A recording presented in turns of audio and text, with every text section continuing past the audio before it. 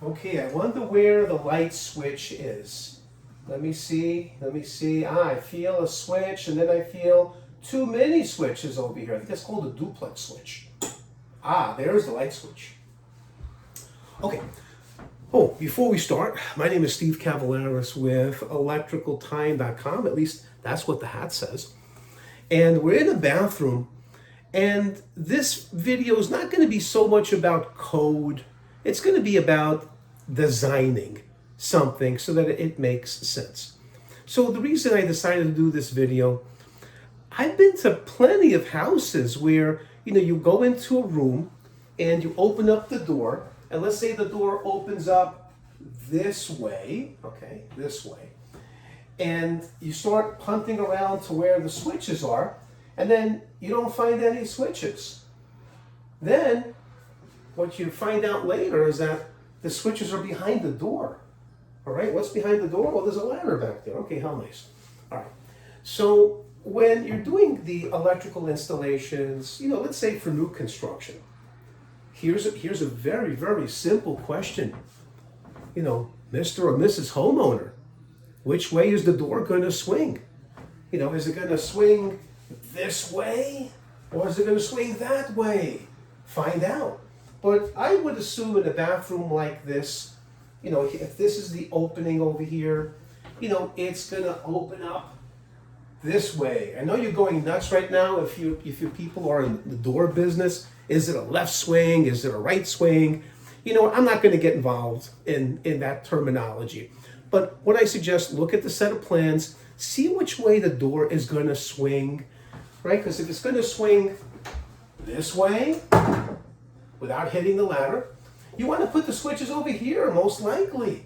Don't be a silly willy kind of electrician and put them behind the door, because you're going to be creating a hazardous condition for the people for the next 100 years that are going to be in that house. All right, so in this bathroom, we're talking about design issues, not so much about the National Electrical Code. So in this bathroom, we've got the lights, the ceiling lights. We got a ceiling fan, and also that ceiling fan has separate lights. Now, before you kind of go all crazy on me, say, hey, Steve, you can't have a ceiling fan in the bathroom, because of the bathtub or the shower stall. Well, guess what? There's no bathtub or shower stall in this bathroom. So what do we have? We have a toilet, we have a sink, and also we have the washer and dryer. So it's a combination bathroom and laundry area. So there's nothing in the code that will prohibit the installation of a ceiling fan in this bathroom. All right, so let's take a close-up look over here at these switches, and let me explain to you some of the ways that this could have been done. All right, so here's a close-up view of the light switches, but I do want you to take a special note about something. You see this screw, and this screw, and this screw, and this screw. You know what? They're all nice and straight. So I know whoever did this, or at least whoever put the plate on, this was a real electrician who cared about how things look.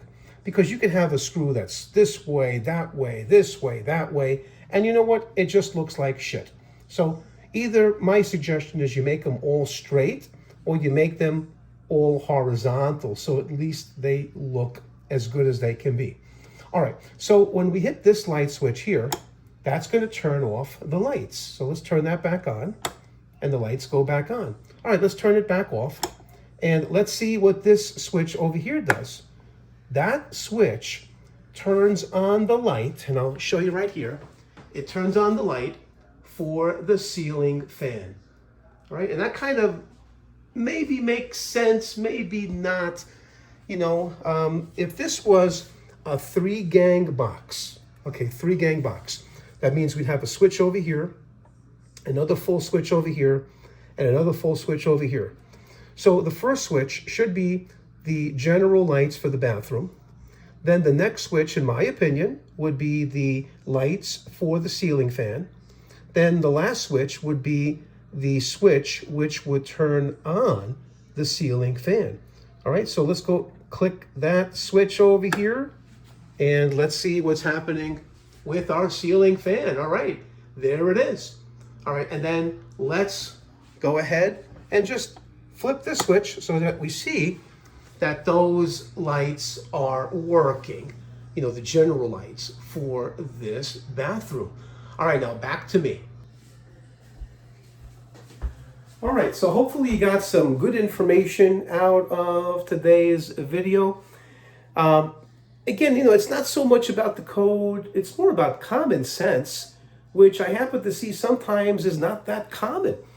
All right, so in this case, we've got a 2-gang box over here.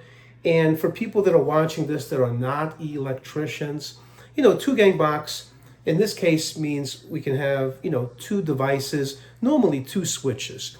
But it's possible if you want to put a receptacle in there as well. I've seen that. I don't like it, but you know, there's nothing against it in the code as long as you're in compliance with other sections and other articles of the National Electrical Code. So in this case, if I were designing this bathroom and had I known, and again, I'm not the electrician on this project, but had I known there was a ceiling fan up there, I would have said to the homeowner, okay, we're going to be putting in a 3-gang box, 3, okay? And that's going to be 3 switches, right? The first switch that we have over here, that's going to be for the light. The second switch is going to be for the light for the ceiling fan. And then the third switch, which will be over here, would be the switch to turn that ceiling fan on and off. Also, I would ask the homeowner if they're going to be putting in an exhaust fan for the bathroom. And they say, yeah, that's a good idea. Maybe we should do that. Yeah, maybe you should. Because when some people go to the bathroom, let me tell you, it smells horrible. So having that exhaust fan might save your marriage. So just be careful about that. All right, so in this case, I would have installed a 4-gang box in there if the space was permitting that. And again, the first switch that I could reach would be the lights for the bathroom. The second switch would be the lights for the ceiling fan. The third switch, and again, you can do it either way.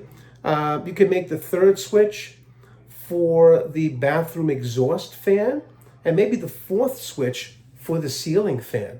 All right, so the third and fourth switches, I really don't see any level of priority on there, but if I'm going to do it my way, Steve's way, which is always the right way, right, because I never make any mistakes. Yeah, right.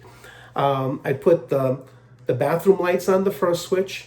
I put the lights for the ceiling fan on the second switch. I put the exhaust fan on the third switch, and I put the fan, the blades for the ceiling fan on the fourth switch. All right, hopefully you got some good information out of it. And also, oh my God, I almost forgot. Go check out my website. And here it is, electricaltime.com.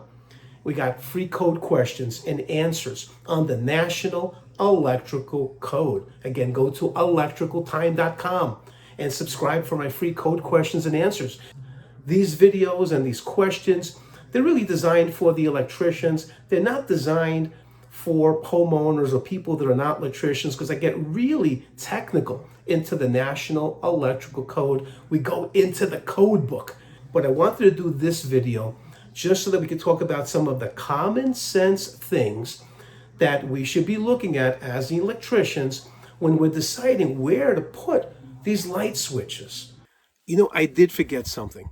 When I watched the video, I said, I need to mention something about the requirements when the lights for the bathroom and the exhaust fan need to come on at the same time. And we see this quite often at hotels. So we go to the hotel room and we go into the bathroom, and we go and turn that light switch on, and the exhaust fan turns on at the same time. So that might be a requirement for the location of where the job site is at, and also for the type of occupancy. So make sure you check with your building inspector and your electrical inspector about that. Also, I want to do a shout out to a real special guy He's turned out to be such a wonderful friend. And his name is Jeff. He's over at a website called the360electrician.com. And what Jeff does is really special. He helps electrical contractors. And Jeff uses the term to level up. So what does that mean? So if you're an electrical contractor, or if you're thinking of becoming one, you really need to go to Jeff's website and check it out. He's got courses that he has. He does consulting. And it's one thing to know the code, and it's another thing to become a master licensed electrician. But it's another thing to run your business. So make sure you go and you check out Jeff's website at the360electrician.com. Also, don't forget, if you're an electrician, or if you're planning on becoming one, make sure you go to my website, electricaltime.com, and subscribe to the free NEC code questions and answers. And that's Monday through Friday. You'll get a free email. Thanks for watching this video, and we will catch you on the next one. Thank you very much. Bye.